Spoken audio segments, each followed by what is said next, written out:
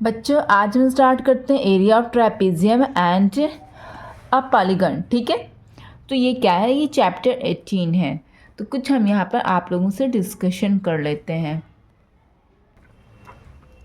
बच्चों ये चैप्टर बनाने से पहले आप लोग कुछ पॉइंट्स अपने माइंड में सेट कर लो। ठीक है, तो ये चैप्टर 18 है, लिख देती हूँ मैं ये चैप्टर 18।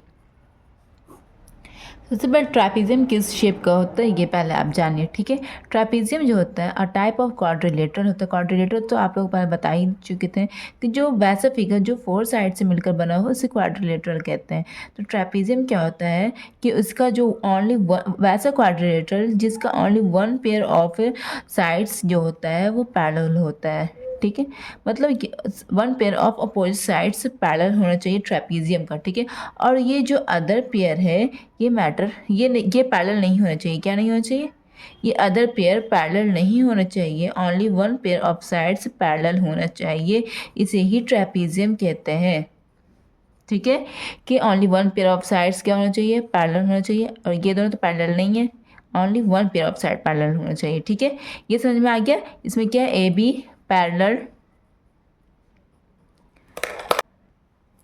बच्चों इस फिगर में ए बी पैरेलल जो है वो सी टी के है। ठीक है, ए बी जो है ये साइड, ये अपोजिट अपने अपोजिट साइड क्या है इसका, सी डी, तो इसके पैरेलल है। और ए डी और B C non parallel side है। A D and B C non parallel side, इसको से कट कर दो तो ये नॉन पैरेलल साइड। ठीक है, तो इसको ट्रैपेजियम कहते हैं। इस शेप को समझ में आ गया। और यहाँ पर आप देखो फ्रॉम द टॉप है, अगर आप ए के हाइट यहाँ पर ड्रा करोगे, ठीक है, परपेंडिकुलर ड्रा किया आपने। ठीक है, तो ये क्या हो गया, ये इसका हाइट कहलाता है। क्या कहलाता है? ये इसका हाइट।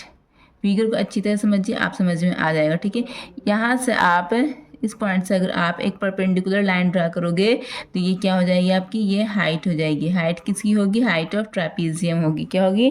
Height of trapezium. ठीक है, अब इसका एरिया याद कर लीजिए। एरिया ऑफ ट्रैपेजियम क्या होता है आप समझिए, एरिया ऑफ ट्रैपेजियम। ठीक है, ये होता है, इस फॉर्मूले को याद कीजिए, हाफ मतलब 1/2 into sum of parallel sides. क्या होता है? Sum of parallel side. Parallel को इस तरह से डिनोट किया जाता है, साइड्स इंटू हाइट। क्या होता है? Into height.